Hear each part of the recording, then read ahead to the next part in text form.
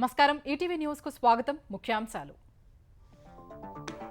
Tungabhadra dam వద్ద కొనసాగుతున్న మరమ్మతులు భారీగా దిగువకు నీరు విడుదల 60 టీఎంసీలు ఖాళీ చేసిన తర్వాతే కొత్త గేటు అమరిక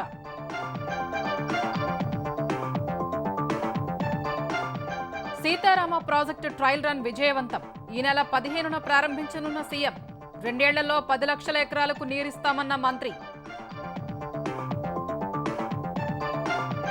హైదరాబాద్ లో మరిన్ని పెట్టుబడులకు అమెజాన్ అంగీకారం డేటా విస్తరణకు సుముఖత మంత్రి శ్రీధర్ బాబుతో కంపెనీ ప్రతినిధుల చర్చలు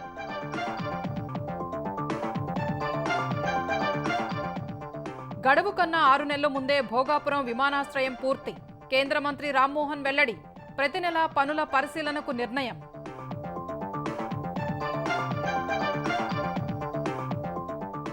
కృష్ణా జిల్లాలో ఫిషింగ్ హార్బర్ పనులు పరిశీలించిన కేంద్ర బృందం మచిలీపట్నంలో వర్సిటీ ఏర్పాటుకు మంత్రి కొల్లు రవీంద్ర వినతి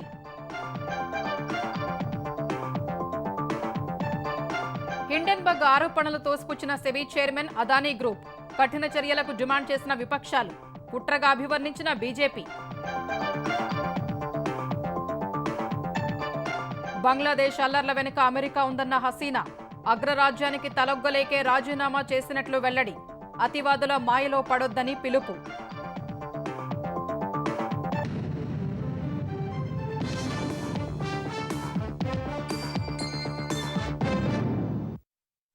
వరద ఉధృతికి కొట్టుకుపోయిన కర్ణాటక తుంగభద్ర డ్యాం గేటు వద్ద ముమ్మరంగా మరమ్మతు పనులు జరుగుతున్నాయి భారీగా కిందకు నీటిని వదులుతున్న అధికారులు 60 టీఎంసీలు ఖాళీ చేసిన తర్వాత కొత్త గేటు ఏర్పాటు చేయాలని భావిస్తున్నారు గేటు కొట్టుకుపోవడంపై మంత్రులు అధికారులతో ముఖ్యమంత్రి చంద్రబాబు సమీక్ష నిర్వహించారు దిగువ ప్రాంతాల ప్రజల్ని అప్రమత్తంగా ఉండాలని ఆదేశించారు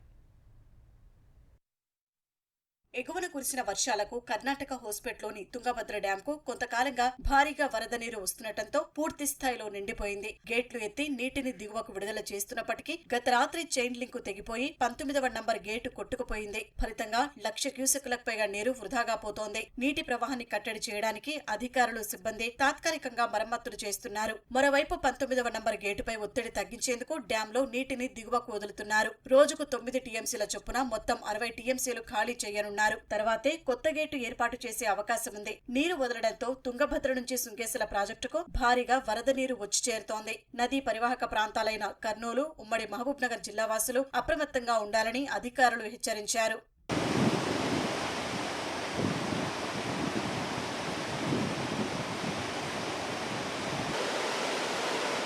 తుంగభద్ర డ్యాంను రాయదుర్గం ఎమ్మెల్యే కాలువ శ్రీనివాసులు కర్ణాటక ఉప ముఖ్యమంత్రి డీకే శివకుమార్ పరిశీలించారు కొట్టుకుపోయిన గేటు గురించి వివరాలు సేకరించారు డ్యాంలో కనీసం 64 టీఎంసీలు నిల్వ ఉంచేందుకు ప్రయత్నించాలని డీకే శివకుమార్ అధికారులకు సూచించారు ప్రత్యామ్నాయ మార్గాలపై అధికారులతో చర్చించారు గేటు కొట్టుకుపోవడంపై మంత్రులు నిమ్మల రామానాయుడు పయ్యావుల కేశవ్ అధికారులతో సీఎం చంద్రబాబు సమీక్ష నిర్వహించారు డ్యాం ప్రస్తుత పరిస్థితిపై వివరాలు అడిగి తెలుసుకున్నారు లోతట్టు ప్రాంతాల ప్రజలను అప్రమత్తం చేయాలని ఆదేశించారు చంద్రబాబు ఆదేశాలతో డ్యాం వద్దకు సెంట్రల్ డిజైన్ కమిషనర్ తో పాటు ఇంజనీరింగ్ డిజైన్స్ బృందాన్ని పంపినట్లు నిమ్మల వెల్లడించారు కౌతాలం కోసిగి మంత్రాలయం నందవరం మండల ప్రజలు అప్రమత్తంగా ఉండాలని సూచించినట్లు నిమ్మల చెప్పారు మన రాష్ట్రానికి సంబంధించినటువంటి యొక్క సెంట్రల్ డిజైనింగ్ ఆర్గనైజేషన్ ఏదైతే ఉందో ఆ సిఈ ఎస్సీ ఈఈలు వీరందరూ కూడా ఒక బృందంగా ఏర్పడి వెంటనే ఆ కొట్టుకుపోయినటువంటి గేట్కి పునర్నిర్మాణం చేయాలని చంద్రబాబు నాయుడు గారు ఇచ్చిన ఆదేశాలని ఇమ్మీడియట్లీ అమలు చేసుకుంటూ వస్తూ ఉన్నాం ఈ ఆగస్టులోనే మళ్ళీ ఆ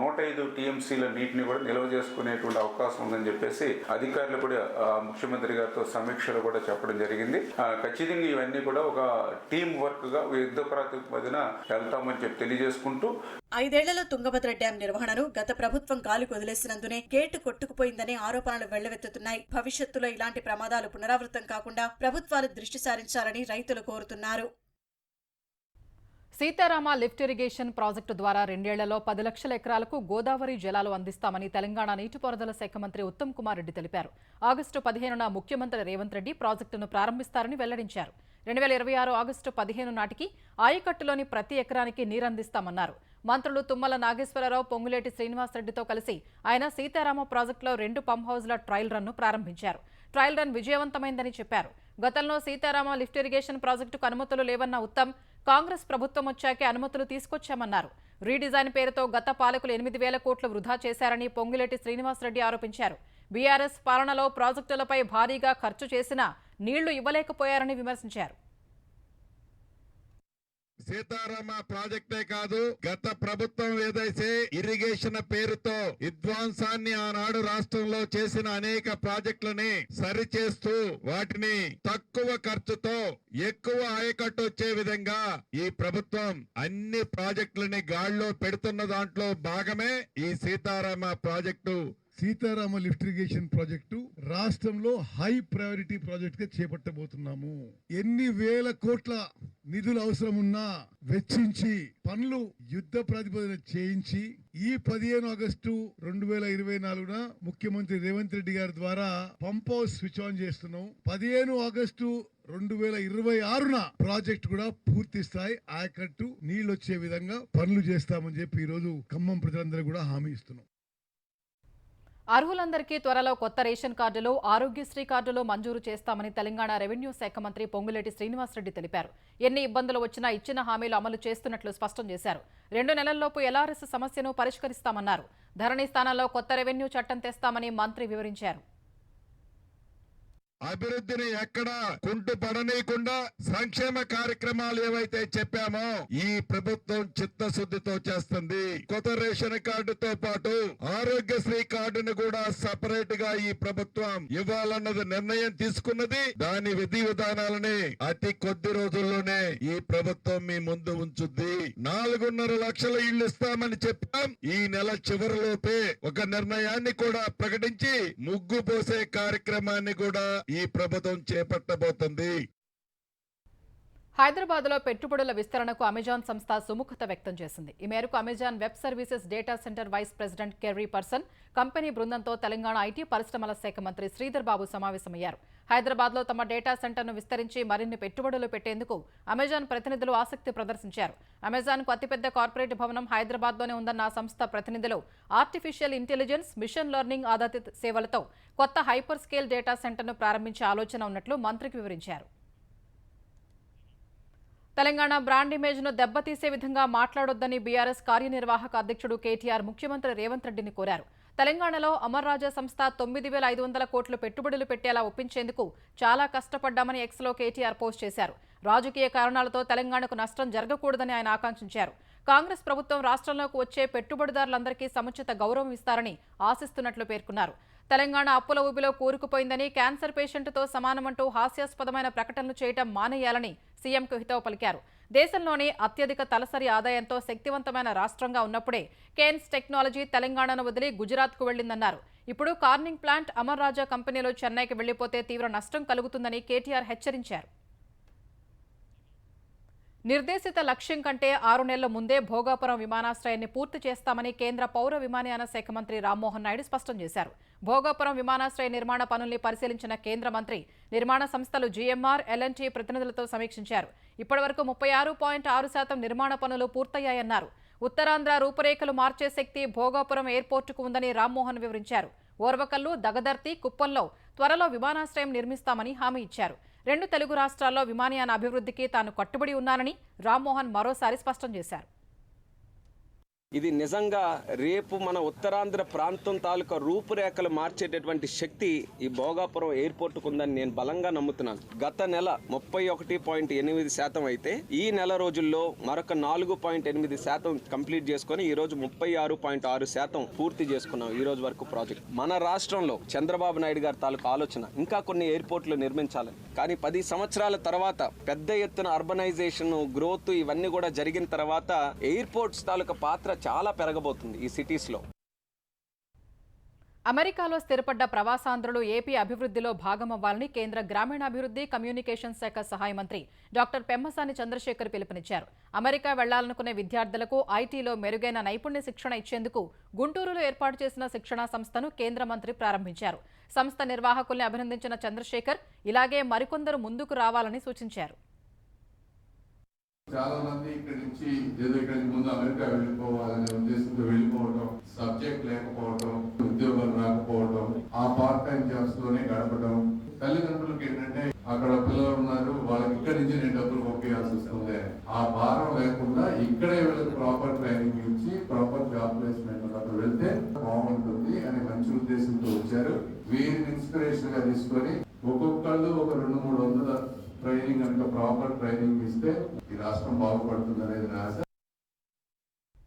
కృష్ణా గోదావరి సంగమం వద్ద జలహారతి పునః ప్రారంభించనున్నట్లు ఆంధ్రప్రదేశ్ దేవాదాయ శాఖ మంత్రి ఆనం రామనారాయణ రెడ్డి తెలిపారు. నేడు సచివాలయంలో ఆధునీకరించిన తన ఛాంబర్లో మంత్రి బాధ్యతలు చేపట్టారు. భక్తులకు భగవంతుడి ఆశీస్సులు అందేలా, భగవంతుని ఆస్తులకు రక్షణగా ఉండేలా తనకు సీఎం ఈ బాధ్యతలు ఇచ్చారని తెలిపారు. గత ప్రభుత్వంలో తిరుమల నుంచి అరసవల్లి వరకు దేవాదాయ భూములు అన్యాక్రాంతమయ్యాయని మంత్రి ఆరోపించారు. ఆలయ భూముల్లో ఆక్రమణలు తొలగిస్తామన్నారు. ఇప్పుడు ఏ చిన్న సంఘటన జరిగినా వెంటనే చర్యలు తీసుకుంటున్నామన్నారు. 50,000 కంటే తక్కువ ఆదాయం ఉన్న దేవస్థానాలకు ధూపదీప నైవేద్యాలు ఇచ్చే నిధులను 5 నుంచి 10,000కు పెంచుతున్నట్లు తెలిపారు. ఫలితంగా 32 కోట్ల అదనపు భారం పడుతుందని చెప్పారు. తప్పులు చేసిన వారిని వదిలేదలేదని మంత్రి ఆనం స్పష్టం చేశారు. నెల్లూరు జిల్లాలో 2 ఆలయాల్లో తప్పులు జరిగినట్టు నిర్ధారించి 5 అధికారులను సస్పెండ్ చేశామని తెలిపారు. 160 దేవాలయాలని పునర్నిర్మాణం చేయడానికి వీటిల్లో దాదాపు 147 ఆలయాలు ప్రయారిటీలో ఉన్నాయి. అలాగే 13 వచ్చి వెనుకబడిన ప్రాంతాలు, ఏజెన్సీల ప్రాంతాలు, ట్రైబల్ ఏరియాస్కి సంబంధించిన ఆ 13 ఆలయాలను కూడా కలుపుకొని అన్నిటిని కలిపి 160 దేవాలయాలని పునర్నిర్మాణం చేయడానికి ఇప్పుడు నిర్ణయం తీసుకున్నాం. మచిలీపట్నం గెలకల దిండిలో ఫిషింగ్ హార్బర్ పనుల్ని కేంద్ర పర్యావరణ మత్స్యశాఖ అధికారుల బృందం పరిశీలించింది. ఈ సందర్భంగా సముద్ర తీర ప్రాంతంలో ఆక్వా మత్స్య పరిశ్రమ ఎదుర్కొంటున్న సమస్యల్ని ఏపీ ఎక్సైజ్ శాఖ మంత్రి కొల్లు రవీంద్ర కేంద్ర బృందానికి వివరించారు. మచిలీపట్నంలో మెరైన్ ఫిషింగ్ యూనివర్సిటీ ఏర్పాటు చేయాలని మంత్రి కోరారు. కొత్త చేప జాతుల్ని ఆవిష్కరించడం సహా వేటాడే సాంకేతికతను మరింత మెరుగుపరచాల్సి ఉందని మంత్రి కొల్లు రవీంద్ర అభిప్రాయపడ్డారు. భవిష్యత్ తరాలకి మళ్ళీ ఈ ఆక్వా రంగాన్ని, మెరైన్ ఫిషింగ్ని అందించాలంటే కొన్ని నియమ నిబంధనలు మనకు పాటించాల్సినటువంటి అవసరం ఉంది. దానికి మెరైన్ ఫిషింగ్ యూనివర్సిటీ అనేది అవసరం ఉందని చెప్పి వారి దృష్టి తీసుకెళ్ళాం. చిన్న పడవలన్నీ కూడా సముద్రంలోకి వెళ్ళి వెళ్ళడానికి ఒక రోజు, రావడానికి ఒక రోజు, అక్కడ మళ్ళీ పట్టుకున్నటువంటి చేప పెట్టుకోవడానికి ఐస్ సరిపోక చాలా డ్యామేజ్లు జరుగుతున్నాయి. ఈ ఖర్చునంతా తగ్గించాలంటే ఇవాళ కొత్త కాన్సెప్ట్ వచ్చింది. ఆ మదర్ షిప్ పెట్టినట్టయితే ఇక్కడ ఉన్నటువంటి చిన్న బోట్లన్నీ కూడా మదర్ షిప్ దగ్గరికి వెళ్ళి వాళ్ళ సరుకులన్నీ వాళ్ళకి ఇవ్వచ్చు, వాళ్ళ దగ్గర నుంచి ఆయిల్ తీసుకోవచ్చు, వాళ్ళు ఇమీడియట్గా పేమెంట్ కూడా వాళ్ళు అక్కడే ఇవ్వడం కూడా జరుగుతుంది. మదర్ షిప్ కాన్సెప్ట్ని తీసుకోవడానికి సహకరించమని చెప్పి మనం రిక్వెస్ట్ చేశాం. విదేశీ విద్యా పథకానికి అంబేద్కర్ పేరు తొలగించి తన పేరు పెట్టుకున్న జగన్కు అంబేద్కర్ పేరు పలికే అర్హత లేదని తెలుగుదేశం నేత బుద్దా వెంకన్న ఆగ్రహం వ్యక్తం చేశారు. దళితులకు అమలు చేస్తున్న 27 సంక్షేమ పథకాలను రద్దు చేసి ఎస్సీ ఎస్టీ సప్లాన్ నిధుల్ని జగన్ మళ్లించారని ఆరోపించారు. ప్రజాధనంతో విలాసవంతమైన జీవితాన్ని గడిపిన జగన్ అధికారం లేకుండా 3 నెలలు ఉండలేకపోతున్నారని బుద్దా వెంకన్న మండిపడ్డారు. ఆంధ్రప్రదేశ్లో శాంతి భద్రతలకు విఘాతం కలిగేలా అలజడులు సృష్టించాలని జగన్ చూస్తున్నారని ఆరోపించారు. జగన్మోహన్ రెడ్డి 5 ఏళ్ల పాలనలో రాజ్యాంగాన్ని ఎక్కడన్నా అనుసరించాడా? అమరావతి రాజధాని అమరావతిలో 30 ఎకరాలలో అంబేద్కర్ గారి విగ్రహాన్ని పెట్టాలని చంద్రబాబు నాయుడు గారు ముఖ్యమంత్రి అవ్వగానే దాన్ని ఆమోదించారు. సరే, తూతూ మంత్రంగా విజయవాడలో పెట్టారు. ఓకే, 170 కోట్లు దానికి ఖర్చు పెట్టి 404 కోట్లు ఖర్చు అయిందని బిల్లు పాస్ చేసినటువంటి వ్యక్తి జగన్మోహన్ రెడ్డి. ఆఖరికి అంబేద్కర్ గారి విగ్రహంలో కూడా స్వార్థం చూపించినటువంటి వ్యక్తి జగన్మోహన్ రెడ్డి. ఆంధ్రప్రదేశ్ హోంమంత్రి వంగలపూడి అనితకు త్రుటిలో ప్రమాదం తప్పింది. ఎస్కార్ట్ వాహనాన్ని అనిత ఉన్న వాహనం వెనక నుంచి ఢీకొట్టింది. ద్విచక్ర వాహనాన్ని తప్పించే క్రమంలో ముందున్న ఎస్కార్ట్ వాహనం అకస్మాత్తుగా బ్రేక్ వేయగా వెనకే ప్రయాణిస్తున్న మంత్రి వాహనం ఒక్కసారిగా ఢీకొట్టింది. మంత్రి అనిత కారుతో పాటు ఎస్కార్ట్ వాహనం స్వల్పంగా దెబ్బతిన్నాయి. విజయవాడ నుంచి పశ్చిమ గోదావరి జిల్లా అలంపురానికి హోంమంత్రి వెళుతూ ఉండగా ఏలూరు జిల్లా ఉంగుటూరు మండలం కైకరం వద్ద ఈ ఘటన జరిగింది. ప్రమాదం తర్వాత మరో వాహనంలో ఆమె అలంపురం వెళ్లారు. శ్రీకాకుళం జిల్లా పలాస మండలం లక్ష్మీపురం టోల్గేట్ సమీపంలో వైసీపీ నాయకురాలు దివ్వల మాధురి రోడ్డు ప్రమాదానికి గురయ్యారు. టెక్కల నుంచి పలాస వెళుతూ తన కారుతో ఆగి ఉన్న మరో కారును ఢీకొట్టారు. ఈ ప్రమాదంలో కారు బోల్తా పడి మాధురికి గాయాలయ్యాయి. ఈమెను పలాస ప్రభుత్వ ఆసుపత్రికి తరలించారు. ఎమ్మెల్సీ దువ్వాడ శ్రీనివాస్ మాధురికి సంబంధం ఉందని శ్రీనివాస్ భార్య వాణి, కుమార్తెలు ఇటీవల ఆరోపించారు. గత 4 రోజులుగా మీడియాలో వస్తున్న వార్తల్ని చూసి తట్టుకోలేక ఆత్మహత్యాయత్నం చేసినట్లు మాధురి తెలిపారు. ఆఖరికి తన పిల్లలు కూడా అపార్థం చేసుకున్నారని ఆమె ఆవేదన వ్యక్తం చేశారు. విశాఖపట్నం 7 హిల్స్ ఆసుపత్రి 5వ అంతస్తులో అగ్ని ప్రమాదం జరిగి పొగలు వెలువడటం కలకలం రేపింది. ఆసుపత్రి సీఈఓ గదిలో మంటలు చెలరేగగా షార్ట్ సర్క్యూటే కారణమని అనుమానిస్తున్నారు. మంటలు చెలరేగిన పరిపాలనా భవనానికి పక్కనే రోగులకు సేవలు అందించే ఆసుపత్రి భవనం ఉంది. మంటలు అటువైపు వ్యాపించకుండా అగ్నిమాపక శాఖ సిబ్బంది అదుపు చేశారు. సెవెన్ హిల్స్ ఆసుపత్రిని పరిశీలించిన విశాఖ పోలీస్ కమిషనర్ శంకబ్రత బాక్షి రోగులకు ఎలాంటి ముప్పు లేదని ఆసుపత్రి యాజమాన్యం చెప్పిందన్నారు. 2 వారాల్లో అన్ని ఆసుపత్రులు భద్రతా ప్రమాణాలు పెంచుకోవాలని సిపి సూచించారు.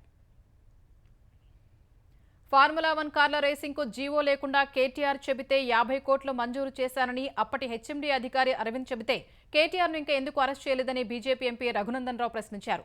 తప్పు చేసినోడు కొడుకైనా కూతురైనా సరే శిక్షిస్తానన్న మాజీ సీఎం కేసీఆర్ మాట తప్పారని, ఇప్పుడు పెద్ద మాటలు మాట్లాడే రేవంత్ రెడ్డి ఏం చేయట్లేదని ధ్వజమెత్తారు. సంగారెడ్డిలో హర్ ఘర్ తిరంగా ర్యాలీలో పాల్గొన్న రఘునందన్ సుంకిశాల విషయాన్ని ప్రభుత్వం అసెంబ్లీలో చర్చించకుండా దాచితే ప్రధాన ప్రతిపక్షమైన బీఆర్ఎస్ ఎందుకు ఆ బాధ్యత తీసుకోలేదని నిలదీశారు. కాంగ్రెస్ బీఆర్ఎస్ వీళ్ళిద్దరు తోడు దొంగలే. అది కాళేశ్వరం అయినా, మేడిగడ్డ అయినా, సుంకేశులైనా పేపర్ల మందం, ప్రెస్ మీట్ల మందమే తప్ప where is the action? Arvind Kumar అనేటువంటి ఒక HMDA Hyderabad growth corridor limited కి కమిషనర్ గా చేస్తున్న ఆయన F1 రేస్ కోర్సు కార్లకి ఎట్లాంటి జీవో లేకుండా కేటీఆర్ చెప్తే నేను 50 కోట్లు ఇచ్చినా అని చెప్పి 6 నెలలు అవుతుంటే కేటీఆర్ని ఇంకా అరెస్ట్ చేస్తలేడంటే రేవంత్ రెడ్డి అమెరికా పోయి కేటీఆర్ తోటి ఏమైనా చీకటి ఒప్పందాలు చేసుకుంటుండేమో. ఏది ring road tender? Revanth Reddy నీకు 1000 కోట్లకు నోటీస్ ఇచ్చిండు కదా, అరవింద్ కుమార్ని ఎందుకు అరెస్ట్ చేస్తలేవు? కేంద్ర మంత్రులే ఉండి తెలంగాణకు నయా పైసా తేలేని వ్యక్తులు కూడా కేటీఆర్ అరెస్టు గురించి మాట్లాడుతున్నారని బండి సంజయ్ను ఉద్దేశించి బీఆర్ఎస్ నేతలు ఎద్దేవా చేశారు. బీజేపీ, కాంగ్రెస్ పరస్పర ఒప్పందంతో పనిచేస్తున్నాయని, బీజేపీ నేతలు రేవంత్ రెడ్డికి వత్తాసు పలుకుతున్నారని ఆరోపించారు. కేంద్ర బడ్జెట్లో ₹1 సాధించని బీజేపీ ఎంపీలు బీఆర్ఎస్ను కాలం చెల్లిన పార్టీ అని అభివర్ణించడం మూర్ఖత్వమని రావుల శ్రీధర్ రెడ్డి మండిపడ్డారు. బండి సంజయ్కు దమ్ముంటే కరీంనగర్ పార్లమెంటు స్థానం పరిధిలోని 10% సర్పంచ్, ఎంపీటీసీలు, ఒకే ఒక్క జడ్పీటీసీని గెలవాలని సవాల్ విసిరారు.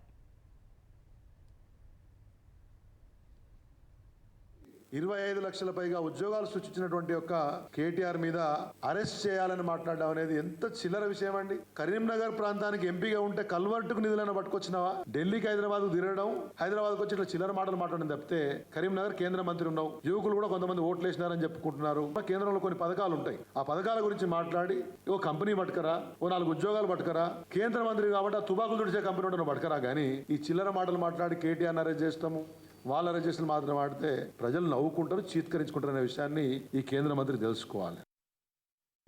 ప్రజా జీవితంలో సిద్ధాంతాలను, విలువల్ని గౌరవించాలని మాజీ ఉపరాష్ట్రపతి వెంకయ్యనాయుడు ప్రజాప్రతినిధులకు ఉద్బోధించారు. పోలీస్ స్టేషన్లో, రెవెన్యూ కార్యాలయాలపై పెత్తనం కాకుండా అభివృద్ధిపై దృష్టి సారించాలని హితవు పలికారు. 75 వసంతాలు పూర్తి చేసుకుని 50 ఏళ్ల ప్రజా జీవనంలో సాగుతున్న వెంకయ్యనాయుడుని అభినందిస్తూ విజయవాడలో ఆత్మీయ సంగమం నిర్వహించారు. చట్టసభల్లో మాట్లాడేటప్పుడు మంచి భాష ఉపయోగించాలని ప్రజాప్రతినిధులకు వెంకయ్య సూచించారు. పార్టీల పరంగా ప్రత్యర్థులే తప్ప శత్రువులు కాదనే భావన ఉండాలన్నారు. మాతృభాష మాధుర్యాన్ని పిల్లలకు అందించాలని తల్లిదండ్రులకు వెంకయ్యనాయుడు విజ్ఞప్తి చేశారు. మన భాష ముందు అమ్మ భాష, ఆ తర్వాత మన సోదర భాషలు, ఆ తర్వాత ఎనీ అదర్ టంగ్. ఇంగ్లీష్ నేర్చుకునే ఇబ్బంది లేదని. నాకు ఇప్పుడు 75 ఏళ్ళు పూర్తి అయిపోయి ప్రజా జీవనం ఎంతకాలం ఉంటుందో తెలవదు. ప్రభుత్వాలు కూడా మాతృభాషలో చదివే అవకాశం కల్పించాలి ప్రాథమికంగా. ఆ తర్వాత ఇంగ్లీష్ నేర్చుకోవచ్చు. హిందీకే బినా హిందుస్థాన్ మే ఆగే బడినా సంభవం అయ్యింది. నువ్వు జాతీయ స్థాయిలో పైకి వెళ్ళాలంటే హిందీ వచ్చి ఉండాలి, ఆ తర్వాత ఇంగ్లీషు. ఆ ఇంగ్లీష్ వాళ్ళు పోతా మన చరిత్రను వక్రీకరించారు. చరిత్రను మార్చి ఇప్పుడు వాస్తవాలు పెడుతుంటే వీడు చరిత్ర మార్చేస్తున్నారు, కమ్యూనల్ ఎజెండా పెడుతున్నారని తప్పుడు ప్రచారం చేస్తున్నారు.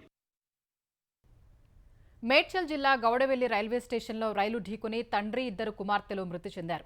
చనిపోయిన వ్యక్తిని మేడ్చల్ రాఘవేంద్రనగర్ కాలనీకి చెందిన కృష్ణగా గుర్తించారు. కృష్ణ గౌడవెల్లి రైల్వే స్టేషన్లో లైన్మెన్గా పనిచేస్తాడని స్థానికులు తెలిపారు. ఆదివారం కావడంతో కృష్ణ తనతో పాటు 2 కుమార్తెల్ని తీసుకుని పనికి వెళ్లాడు. కృష్ణ పనిచేస్తూ ఉండగా కుమార్తెలు పట్టాలపై ఆడుకుంటున్న సమయంలో రైలు వచ్చిందని, పిల్లల్ని కాపాడేందుకు కృష్ణ ప్రయత్నించే సమయంలో రైలు ఢీకొని 3 మృతి చెందారని సమాచారం. భర్త, 2 పిల్లల్ని పోగొట్టుకున్న ఆ ఇల్లాలి రోదన చూసి స్థానికులు కంటతడి పెట్టుకున్నారు. రైల్వే పోలీసులు కేసు నమోదు చేసుకుని దర్యాప్తు చేస్తున్నారు. బంగ్లాదేశ్లో నెలకొన్న తిరుగుబాట్లు, అల్లర్ల వెనుక అమెరికా హస్తం ఉందని మాజీ ప్రధాని, అవామీ లీగ్ అధినేత్రి షేక్ హసీనా ఆరోపించారు. సెయింట్ మార్టిన్ ద్వీపంపై సార్వభౌమత్వాన్ని అప్పగించి బంగాళాఖాతంలో అమెరికాకు పట్టు కల్పిస్తే తమ ప్రభుత్వం కూలేది కాదన్నారు. బంగ్లాలో తిరుగుబాటు తర్వాత ప్రధాన పదవికి రాజీనామా చేసి భారత్ వచ్చిన హసీనా ఇటీవలి పరిణామాలపై ఓ ఆంగ్ల పత్రికకు సందేశం పంపారు. బంగ్లాదేశ్ పరిస్థితికి అమెరికానే కారణమన్నారు. తాను మృతదేహాలను చూడాలని అనుకోలేదన్నారు. విద్యార్థుల శవాలపై అధికారాన్ని హస్తగతం చేసుకోవాలని అమెరికా అనుకుందని విమర్శించారు. దయచేసి అతివాదుల మాయలో పడొద్దని ఆమె బంగ్లాదేశ్ ప్రజల్ని కోరుతున్నట్లు సందేశంలో పేర్కొన్నారు.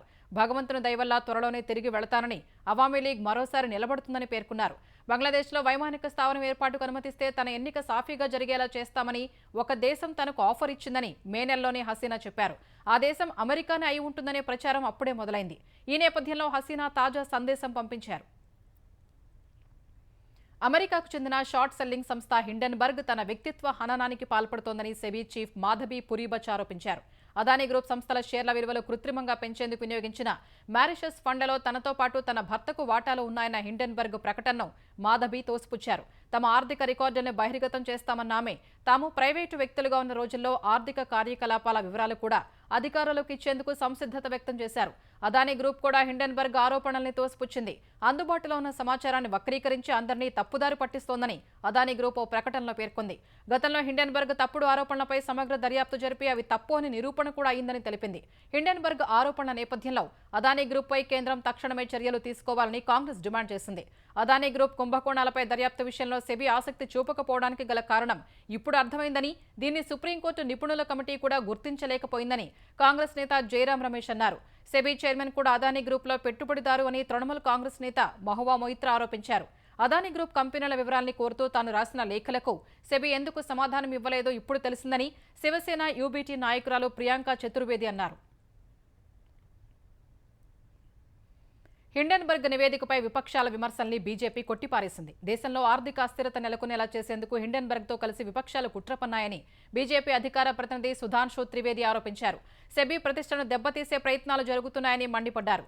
గతేడాది అదానీ గ్రూప్ సంస్థలపై చేసిన ఆరోపణలకు హిండెన్బర్గ్ కేంద్ర దర్యాప్తు సంస్థల నుంచి విచారణ ఎదుర్కొంటోందని ఆయన చెప్పారు. పార్లమెంటు సమావేశాలు జరుగుతున్నప్పుడే విదేశాల నుంచి ఇలాంటి నివేదికలు విడుదలవుతుంటాయని సుధాంశు త్రివేది విమర్శించారు. వ్యవసాయ దిగుబడుల్ని పెంచడం సహా రైతుల ఆదాయాన్ని రెట్టింపు చేయటమే లక్ష్యంగా అభివృద్ధి చేసిన వివిధ రకాల వంగడాలను ప్రధాని మోదీ విడుదల చేశారు. అధిక దిగుబడి, వాతావరణ మార్పుల్ని తట్టుకోగలగడం సహా అధిక పోషక విలువలు కలిగిన 109 రకాల వ్యవసాయ, ఉద్యానవన పంటల విత్తనాలను ప్రధాని ఆవిష్కరించారు. భారత వ్యవసాయ పరిశోధనా మండలి ఐసీఏఆర్ ఈ వంగడాలను అభివృద్ధి చేసింది. ఇందులో స్వల్పకాలిక పంటలకు సంబంధించి 61 రకాలు, 34 ఫీల్డ్ క్రాప్స్, 27 ఉద్యానవన రకాలు ఉన్నాయి. ఢిల్లీలోని పూసా ప్రాంగణంలో ప్రధాని మోదీ ఈ వంగడాల్ని ఆవిష్కరించారు. అనంతరం రైతులు, శాస్త్రవేత్తలతో చర్చించారు. ప్రకృతి సేద్యాన్ని పెంపొందించడం సహా ఆర్గానిక్ ఆహారాన్ని ఎక్కువగా తీసుకునేలా ప్రజల్ని ప్రోత్సహించాల్సిన అవసరం ఉందని ప్రధాని ఈ సందర్భంగా పేర్కొన్నారు. ఉత్తర భారతంలోని పంజాబ్, హర్యానా, హిమాచల్ ప్రదేశ్, ఢిల్లీలోని పలు ప్రాంతాల్లో భారీ వర్షం కురిసింది. హర్యానాలోని గుడ్గావ్లో రహదారిపై నీరు నిలిచిపోవడంతో వాహనదారులు ఇబ్బంది పడ్డారు. అంబాలాలో భారీ వర్షానికి జనజీవనం స్తంభించింది. మోకాలి లోతు వరకు నీరు నిలిచిపోవడంతో వ్యాపార సముదాయాలు తెరుచుకోలేదు. హిమాచల్ ప్రదేశ్లో గత 2 రోజులుగా కురుస్తున్న వర్షాలకు 280కి పైగా రహదారుల్ని అధికారులు మూసివేశారు. ప్రముఖ పర్యాటక ప్రాంతం సిమ్లాలో వర్షం వల్ల పర్యాటకులు ఇబ్బందులు పడుతున్నారు. ఢిల్లీలోని అనేక ప్రాంతాల్లో జోరు వర్షం కురిసింది. పశ్చిమ ఢిల్లీలోని నజఫ్గఢ్లో నీరు నిలిచిపోవడంతో వాహనాలు నెమ్మదిగా కదులుతున్నాయి. కేంద్ర మాజీ మంత్రి నట్వర్ సింగ్ కన్నుమూశారు. దీర్ఘకాల అనారోగ్య సమస్యలతో బాధపడుతున్న ఆయన హర్యానాలోని మేదాంత ఆసుపత్రిలో చికిత్స పొందుతూ శనివారం రాత్రి తుదిశ్వాస విడిచారు. నట్వర్ సింగ్ మృతిపై రాష్ట్రపతి ద్రౌపది ముర్ము, ప్రధాని మోదీ విచారం వ్యక్తం చేశారు. సోమవారం లోధి రోడ్డు శ్మశాన వాటికలో నట్వర్ సింగ్ అంత్యక్రియలు నిర్వహించనున్నారు.